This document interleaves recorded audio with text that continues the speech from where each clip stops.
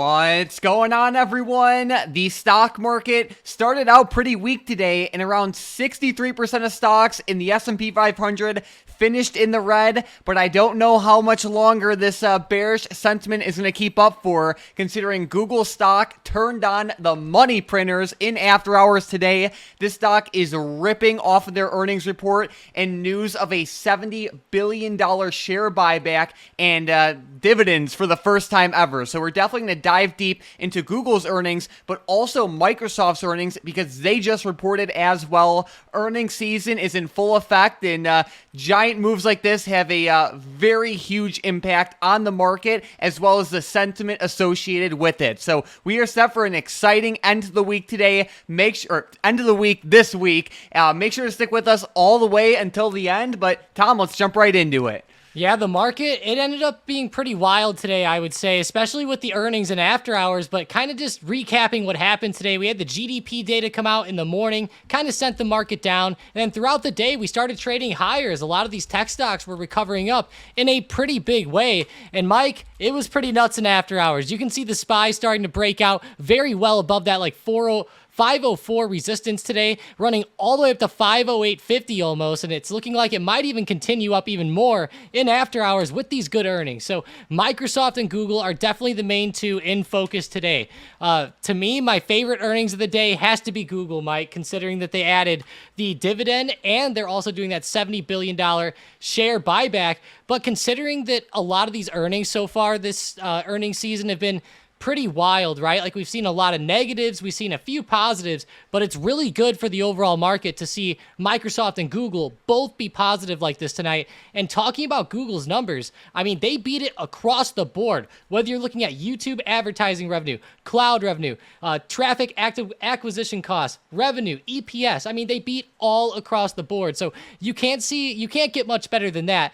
Plus adding the dividend with the share buyback, I mean, it's like the icing on the cake. It really is. Like, as a shareholder, if you could just draw a picture perfect earnings report, all you can ask for is for the company to beat on profit expectations, beat on revenue expectations, have a giant share buyback, and then maybe even a dividend as a cherry on top. It's a great day for Google shareholders, and this company has just been crushing it, and it has a big direct impact on the overall market. So keep a close eye on this one going forward, and it's nice to see Microsoft also held pretty strongly as well, because as we all know from yesterday's disaster with Meta, it's nice to see some other big tech stocks kind of hold the market higher.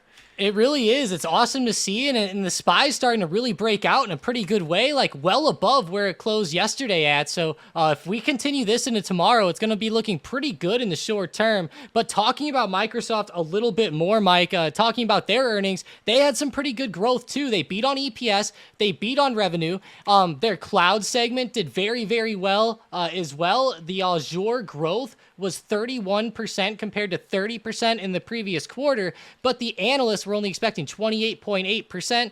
Street account was expecting 28.6%, so it beat there too. I mean, we're seeing some of the best earnings that we've seen out of these tech stocks in a little while, Mike, and it's really good to continue to see this growth. Now, with that being said, I mean, there's a lot of stocks that might still be overextended in the short term, so keep that in mind. But at the end of the day, these stocks doing very well here in after hours is definitely gonna, I guess, awaken the bulls here in the short term, so to say. So I'm not sure how the price action is gonna go tomorrow, but I'm kind of leaning towards the upside as of now. And then, Tom, if we go back to that Microsoft article for just a second, the magic word is in the headline too. AI. Anything with AI in a somewhat optimistic way normally has a pretty good impact in terms of stock price, at least over the past year. So that definitely helps as well. But looking at the market right now, these earnings definitely helped lift the market higher, and it's good to see. And as we look at the market right now, there have been a handful of big moves in both directions. Yes, the market ran up in a pretty nice way today. today, but there have also been a handful of bearish moves as well. And I think one thing that's worth noting so much, and we actually talked about this in our live event yesterday, is that it's more important how you trade compared to what you trade. Because, if you're, whether you're taking a bullish position or a bearish position, if your risk is not managed, that's just a disaster waiting to happen. On the other hand, if you take multiple opportunities, you could say, in the market, and you make sure that when you lose, those losses are kept under control and minimized, that makes it a lot easier to end up in the green. So I just wanted to throw that in there, especially given, because of all the earnings volatility we've seen over the past couple of days, and we're set for another crazy week next week as well. Yeah, we really are. And actually, speaking about the earnings tomorrow, we're actually looking at Exxon and Chevron in the morning. Just figured I'd hit on those really fast. There's not really too much left here on the week, but those oil stocks will be in focus, of course, with oil being so high lately. I wouldn't be surprised if they reported some good numbers, but I am kind of interested on the outlook for those oil companies. But yeah, it's going to be a pretty crazy day tomorrow and next week. More big tech stocks are set to report over the next couple weeks, and we're going to see a lot more volatility here start to pick up. But my big thing, Mike, right now is with these tech stocks doing well, one thing that kind of happened today with Meta that worried me a little bit is the SPY went really flat. Early in the morning, the SPY opened up. It never really ended up moving too much. I'm kind of worried about tomorrow. What if the SPY opens up and goes a little bit flat again? Because we just have such a nice exponential move up. Plus, there's PCE data that could affect it too tomorrow. There's going to be quite a bit coming into play with resistance as well. But I'm definitely worried about the overall market kind of, just consolidating a little bit following such a large move like that. Yeah, you just got to follow the money. You know the name of the game. But looking at SPY specifically, what are some of the key levels for tomorrow? Yeah, today was pretty good. We broke out above 504 here, right? And after hours ended up being a really good breakout to the upside. Even broke a trend line here, started running up very well, all the way up above 507, which was a pretty big resistance from earlier in the week. So I'm going to use that as good support. And even in after hours here, you can see it tried to pull back towards 507 pretty close and ended up still holding here. So I'll see if we're holding that into tomorrow. But to see the larger resistances coming up, you have to go back on an hourly chart to really see the big levels. The main one coming up is 509 to 510. I have big arrows drawn to those right here. There's been a lot of price action there lately, so I'm definitely going to watch that as resistance. Past there, 512 is the next major level. But that's what I'm watching for the SPY tomorrow, Mike. There's going to be a lot coming into play too, considering the PCE data in the morning. There we go. And that comes out 1 hour before open, correct? Yeah, 1 hour before the market opens, we will get that PCE data report. And, we had the GDP growth rate come in this morning and show that the U.S. economy was not growing at the pace that they were kind of expecting. So that was pretty bad. We saw a pretty bad drop out of the SPY. I'm curious if the PCE is going to kind of show inflation picking up a little bit. We'll definitely get a good reading on that, though, tomorrow. Watch the headlines before the market opens. All right, well, Tom, let's jump right into some setups and predictions then. A stock I'm watching very closely right now is XLE. So XLE is technically an ETF that follows a bunch of energy-related companies. And as Tom mentioned a couple minutes ago, we have a lot of oil stocks reporting before the bell tomorrow, specifically ExxonMobil and Chevron. So that can definitely bring in some pretty exciting movement to this ETF. But we have seen oil prices slowly drifting higher over the past couple of days, but especially drifting higher over the past couple months. And there still is a lot of risk,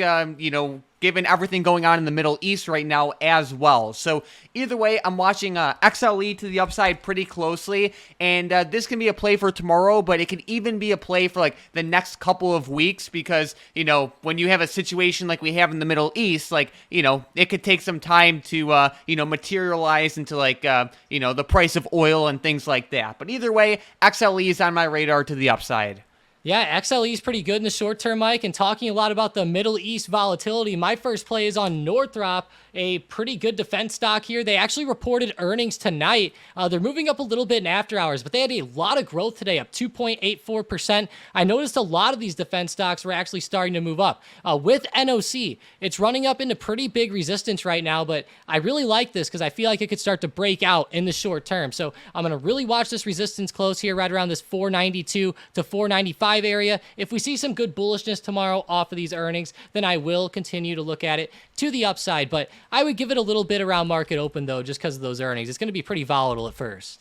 All right, sounds good. Another stock I'm watching pretty closely is GDX. So this is basically an ETF of a bunch of gold mining companies, and one of the biggest gold miners, ticker symbol NEM, just ripped to the upside today after their earnings report, and that was awesome to see. And gold prices have been moving in a very nice way over the past couple weeks and months anyway, so that definitely helps as well. But either way, I'm looking at GDX to the upside, not only for tomorrow, but even for the next couple of weeks. And we've been talking about gold prices for quite a while now, so it's great to see an upside move like this one. And while GDX does not have giant up and down swings of, 15 to 20% like you might see with some AI or chip companies, it is relatively consistent. So keep it close on watch. Yeah, I mean, that was a really good move today, 3.65%. I really like it, starting to break out in the short term. So, yeah, the gold stocks have been starting to kill it here in the short term. NEM was pretty insane. With my next play, I'm looking at NVIDIA tomorrow, back to the upside. Today, a pretty good trend line, started to break pretty good in after hours. So I'm going to keep this 850 resistance on watch for tomorrow. If we see NVIDIA start to really run above that resistance, then go ahead and eye up calls. But I do like that the SPY and NVIDIA are both starting to break above good resistance and their trends. So that gives me a lot of confidence for this one into tomorrow. But definitely make 850 break first, considering how much volatility's been here. All right, sounds good. And let's jump right into the momentum plays. And with the first one, we have another gold miner, which is NEM to the upside. Yeah, NEM, that was insane. 12% today. I'm going to go ahead and look at it to break above $44 tomorrow. There was a double top just under that today. So if it breaks 44, then look at calls. Sounds good. With the next one, we have KWEB, which is the ETF of Chinese stocks, and this thing has been ripping lately. Oh my gosh, look at after hours going up even more here, which is pretty insane for like when the market just closed on the US side. But yeah, it's doing well. If it ends up breaking 28.30, then I'll eye up calls. And this one was pretty rough this morning and came all the way back. Yeah, that shows a lot of strength there. So good stuff to see. And then with the last one, we have Coinbase for both directions.